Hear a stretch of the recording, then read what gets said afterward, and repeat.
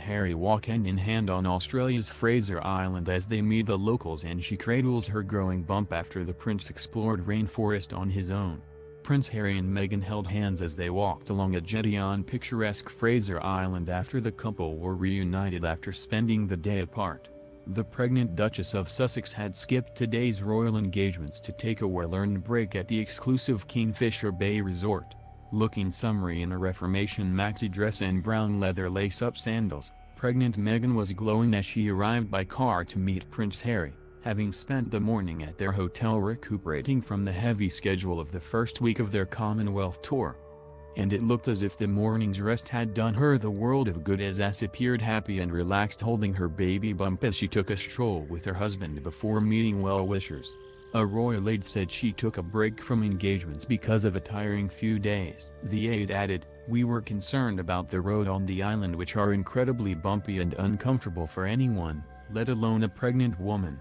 But the Duchess was very keen to rejoin the Duke at the last engagement of the day to greet the people of the island. Harry arrived at Kingfisher Bay Jetty by boat, having just visited the historic Mackenzie's jetty nearby. After Meghan had greeted him at the end of the pier, the couple walked down together to meet the waiting crowds. Hand in hand, they were greeted by the Premier of Queensland before stopping to watch a Butchola people dance group on the beach, surrounded by cheering well-wishers. They stopped to chat to Elizavich, 10, and Grace Hammerman, 8, who caught their eyes with a sign that read, "Harry and Meghan, check us out." They told the couple how they had held a royal wedding party to celebrate their marriage back in May. "Oh my goodness, how sweet of you," exclaimed Meghan. As she left, the Duchess remarked, in a thoughtful nod to their sign, "And now I have checked you out." The Duke was also taken by a sign reading "Ranga's Rule," an Australian slang reference to his ginger hair. Jada Quinn, 9, said, "My dad is Oranga and I'm a little bit Oranga," and he appreciated the sign. Her sister, Ella, 12, said, "It was a bit overwhelming. I started to cry a little bit. She was so kind and she shook my hand." Julianne, Ebony and Lily Reid gave her a homemade baby changing mat. The expectant couple appeared utterly delighted by it. "Does it have koalas on?" asked Harry. Indeed it did, as well as every other notable native Australian animal. "They have got to be the most beautiful couple I have ever met," said Lily. Meghan also bent down to speak to Noah Line Walk, 85, Fraser Island's oldest and longest living resident at 45 years and counting. "She asked me since I was local what I would suggest she have for tea," Mrs. Walk recalled. "Seafood, of course." "I told her, 'Oh, I'll have to give it a try,'" she said. Mrs. Walk also recalled how she had got to meet the Queen on her first visit to Australia in 1953-54. Auntie Joyce, 87, told Meghan that although her name was Joyce Owen, everyone called her Auntie. "I told her a story about my father, which she loved, and I wished them every happiness in the world with their baby." She said thank you and that they were so happy. Earlier the Duke of Sussex took a separate boat to the island and took part in a traditional welcome to country smoking ceremony to ward off evil spirits by members of the Butchola people, the traditional owners of the island, which they call Kukuri, meaning paradise.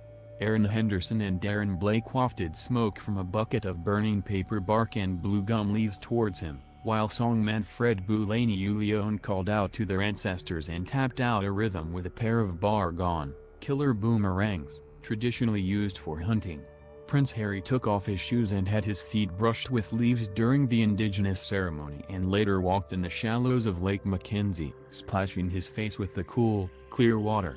He also watched indigenous dancers and gave an address as he unveiled a plaque for the dedication of the forests of Kukuri to the Queen's Commonwealth canopy, which raises awareness of indigenous forests.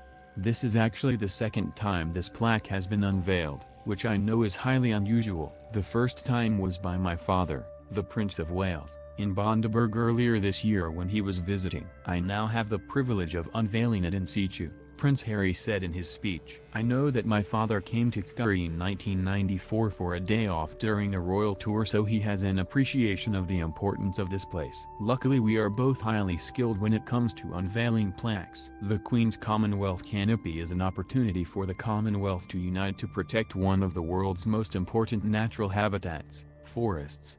42 out of the 53 countries are now taking part, and I hope that others will join soon. The program is committed to raising awareness of the value of indigenous forests and to saving them for future generations. Put simply, without trees and forests, we don't survive. It is a symbiotic relationship, and one that so many people still fail to realize. As you all know too well, Kari means paradise, and that is certainly what we've experienced today, surrounded by the towering kauri pines, 1,000-year-old satinate trees and ancient giant ferns. It is up to us now to protect this paradise together, not just because it looks beautiful, but because it is an essential part of our existence, and will continue to be for our children and their children's children. The Duke of Sussex was left blushing after a pensioner told him he was much better looking in person at the plaque unveiling. Sassy Mally Clark, 72, called out to the royal as he attended a ceremony on the island in the Pyle Valley rainforest,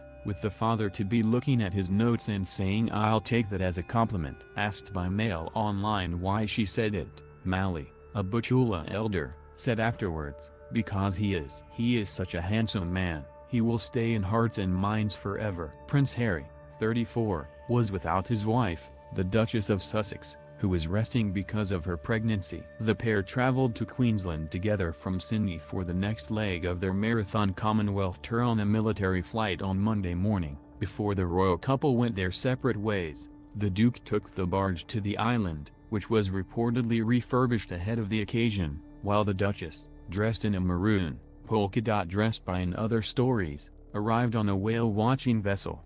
She then remained at their hotel while he traveled into the rainforest. Aides insist Meghan is not sick but simply tired. And the bumpy terrain of the World Heritage Island, the largest sand island in the world, simply isn't suitable for an expectant woman. The Fraser Island rainforest is home to the island's satinate trees which, known for their hardiness in water, were used to build the London docks in the 1930s. The island has a total of 206,970 acres of protected forest, and some trees are more than 100 years old. The Duke gazed up in awe at the 1,000-year-old satinate trees as he was led into the forest to a clearing around a sacred spirit tree. Butchula Land and Sea Ranger Conway Burns explained, "When we die, we go through an initiation. Our spirit goes through our body and through our sacred lakes and up to the sky. It returns to our people in these trees," Burns explained. "It's great to be standing here, where our people stood hundreds of years ago. This is the best way to see these trees," the Duke said, standing tall and not logged and chopped. Crowds had lined up along the Kingfisher jetty to catch a glimpse of the couple as they stepped off their boats, with both the Duke and Duchess giving a wave to excited onlookers when they arrived on Fraser Island. The Duke was expected to take particular interest in his visit to the beach, as it served as a training base for an elite Z Special Force unit during World War II. The unit used the area to prepare for jungle and amphibious training ahead of missions into Asia and are credited with playing a major role in Australia's victory at Singapore Harbour. The ruins of the Z Force Commando School remain on the western side of the island, nearby the resort. Later, the Duke will head to Kingfisher Bay and walk along the jetty, hopefully with Meghan. The couple are expected to be greeted by an enthusiastic crowd of fans, as tickets to cross to Kingfisher Bay have sold out for the day. When Meghan arrived on the island, Hervey Bay Eco Marine Tours posted a photo of the Duchess on their Instagram page with the caption, "Very exciting day here today at the marina." The glowing Meghan Markle passing through on her way to Kari. Fraser Island is the fourth stop on the royal couple's Australian leg of their tour, after they visited Sydney, Dubbo, in the New South Wales Central West, and Melbourne. Following their visit to Fraser Island, the royal couple are heading to Fiji, then Tonga before a trip back to Sydney for the closing ceremony of the Invictus Games. Their mammoth 16-day tour finishes in New Zealand.